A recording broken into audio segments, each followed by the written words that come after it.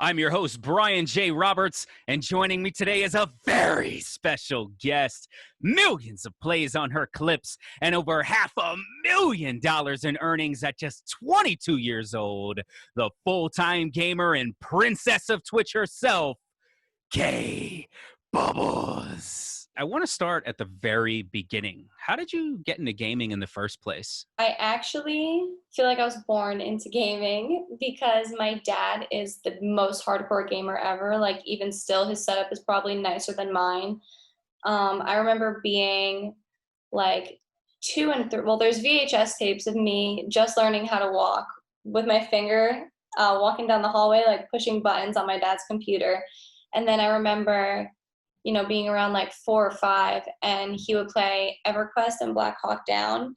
And I used to ask him, like, Dad, can I play? And he would let me play. And I remember he would get mad at me because I would jump in the water and get killed by sharks because I didn't know how to fight back. But I was always gaming, like, since I could play a computer. And what was the moment you realized you can go from doing this as a hobby to playing full time? Well, I was playing video games, from that early age all the way throughout high school and everything. And I would play these games, and my friends that I would play on the games with would be like, oh my gosh, have you ever heard of Twitch? Like, you're perfect. I never get, because people would always freak out, oh my God, there's a girl on the game. She's carrying me, blah, blah, blah.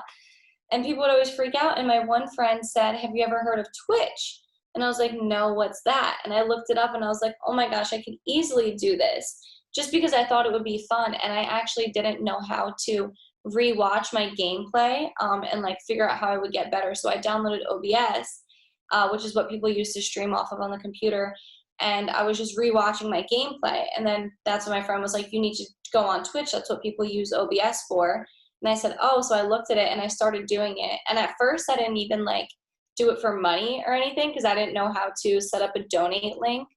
But I finally, like a month into it, somebody in the chat was typing to me. I was like, oh my God, someone's watching me. But they typed in the chat, like, where's your donate link?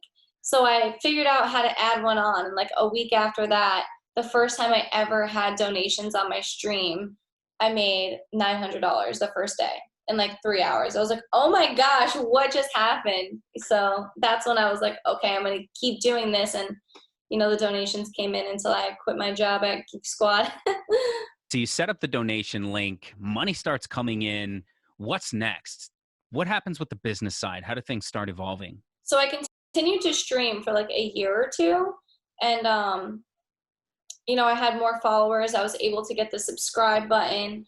And, once I had a bunch of subscribers, I had companies come to me saying, oh, we want to sponsor you for this, or do you want to come to this event with us and we'll pay you and we'll pay for everything and we'll fly you out. So I just kind of like built a brand over time of like collaborating with other streamers and continuing to play games. So there's donations, there's partnering with brands, sponsorships, the subscribe button. Get the subscribe button and pay money monthly. So they can pay $5, $10, or $25 a month, and then you get 70% of that money. And, that's money that is yours to keep. So people who are a fan of you, they also have the option to donate, but they subscribe is like a more like guaranteed form of money because you don't know, you can go on stream and get no donations, or you can go on stream and, like I said, that one day I made $900 in like an hour. So if you could rank order all these different ways to earn, what's the most lucrative for you? Probably the streaming deal that I had was definitely the most lucrative for me. But on Twitch, it was pretty much like 50-50 with like donations and subs and brand deals. Like it's 50-50, I would say. And how long have you been doing this now full time? For almost 5 years. So over the summer, it'll be 5 years that I started. Wow. Okay. So 5 years, you're gaming full time. What have been some of the high points, low points, some of the coolest things you've experienced so far? And there's definitely been a lot of really cool things to happen to me from, being known online in the video game scene. Like I was able to film on Catfish Trolls, which was like I was part of an episode where they were talking about like girl gamers and guy gamers and stuff. So I was a part of that. There was like a few stuff that went viral of me that I ended up getting another MTV show called Revenge Prank, from a stream clip of mine that went viral. So there was that. There's also, I got to live in like a streamer mansion for over a year Wow. with like a bunch of different people. That was fun. But there's also bad things too. Like, it's not all great when people, know who you are online. Not everybody's gonna like you, not in real life, not online. So negative things that have happened was I've been swatted before, which is super dangerous and was really scary. And then people, call you names. They used to call me K Belly because I like gained a little bit of weight one summer. So they were like trolling me, posting Photoshop pictures of me looking fat on the internet, fatter than I was. What advice would you give to somebody who's looking to get into your position or who's already in your position now on how to deal with all this? It really wasn't easy at first. I would get really affected. I would cry. I would freak out. I would say, I don't want to do this anymore. That was the main reason as to why I even left Twitch in the first place, was because I couldn't and took that. Well, obviously not the only reason, but I really was crying so much almost every single day about what people said. And then I turned around and I realized they're just online. They might not even mean anything they say. They could just be chiming in for whatever. So I just decided to not let it get to me. And if I did have something that would bother me, okay, you don't like that they're calling you fat, like go to the gym, lose some weight, eat healthier, and it worked. I lost a bunch of weight. And now people are very nice about it and said, wow, look what you did. You took all the negative and you turned it into something positive, and, I'm really happy for you. So that's a good feeling. Gaming is obviously massively popular, more so now than ever, and that's saying a lot considering how huge it is. What advice would you give to people looking to become full-time gamers too, like you? Anybody looking to go full-time, I would just say that consistency is key. Keep it up every single day. Make the same things. Don't make big goals. Make small goals and crush them every single day. Because then when you do that, it's a lot easier, and just staying consistent and building a community is really important. Stay active with the people that watch your streams. Ask them what they like, So when you say consistency, what was your schedule like? all day. Okay. 12 hours a day. Wow. As much as I could. Yeah, as much as I could. Obviously, things would happen, where once I, blew up, I didn't have to stream it as much. But in the beginning, I will tell you, I streamed every single day for a year and had 5 people watching me. But that didn't lower me. That didn't put me down at all. I, kept it up every single day. And then I'm getting hundreds of viewers and then thousands of viewers. And then I'm getting these crazy brand deals. I'm getting to travel and go to all these places. And it's awesome.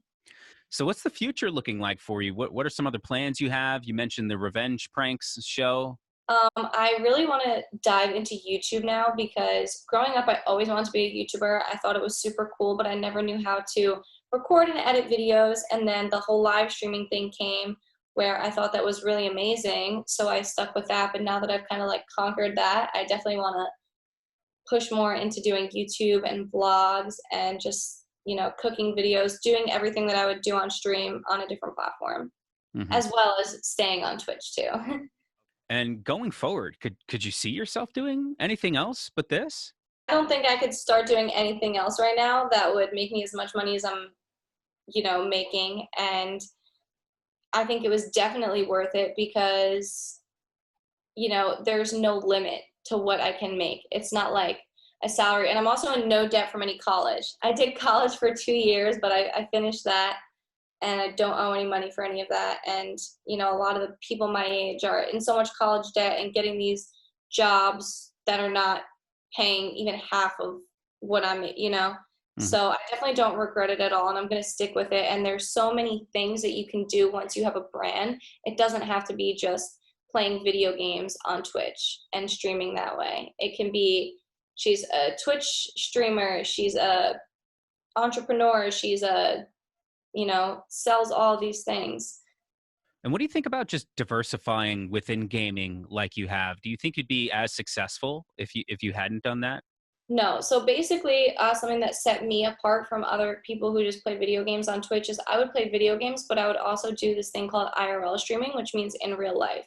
So you see these vloggers, how they just record, post a 10-minute video, and they call that a vlog. I was basically doing that same thing, but just live streaming. So you would see everything live. I would go to the mall with my friends. I would, meal prep on stream. We would have a party in the streamer house and I would film it. So it was more of like a day in the life every single day with my stream, not just girl who plays video games or not just girl who cooks food or does makeup. It's all in one. Like at first, being all over the place doing a bunch of different things can be bad because you want to grow in one place. But once I started doing everything all in one, it really made a huge difference for me. That's when I started to blow up. So 5 years of doing this, what's been one of your favorite moments so far? A favorite moment that happened is probably I filmed Christmas with my family every single year. We live streamed that. So like those are some of my favorite memories ever. I always go back and I watch those videos of opening presents on Christmas morning with my whole family. And we were doing that since before my sister had her baby, and now she's 3, and we just do it every year. So favorite moments like that are amazing. Also, doing the show with my dad was really fun, pranking my dad.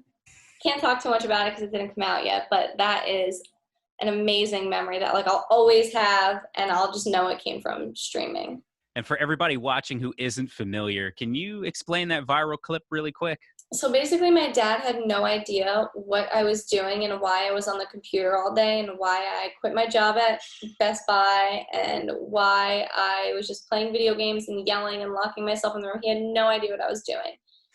And he heard that my Twitter got banned because I was crying about it, and he was like listening in. And I don't know what he thought that I did to get my Twitter banned, but I really don't know. He just came in and started yelling at me. I was mortified. I was embarrassed. I had no sleep the night before. That's why I was so upset.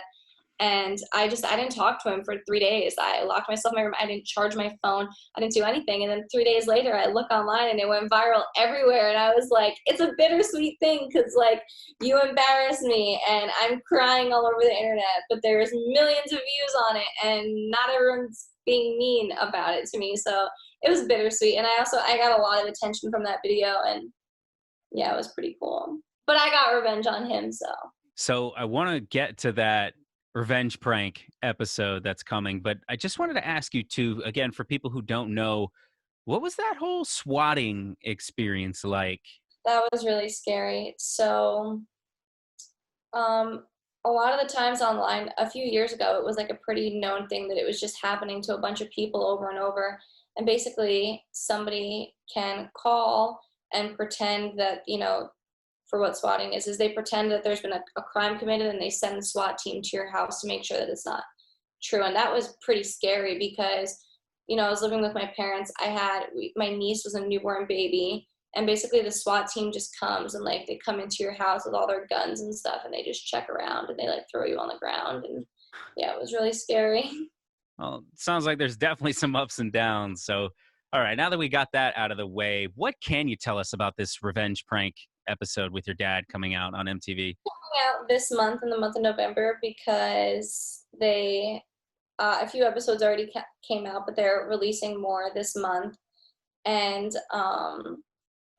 basically, I just get revenge on my dad for embarrassing me all over the internet and him thinking he's the coolest dad ever. And he used to say, I made your career.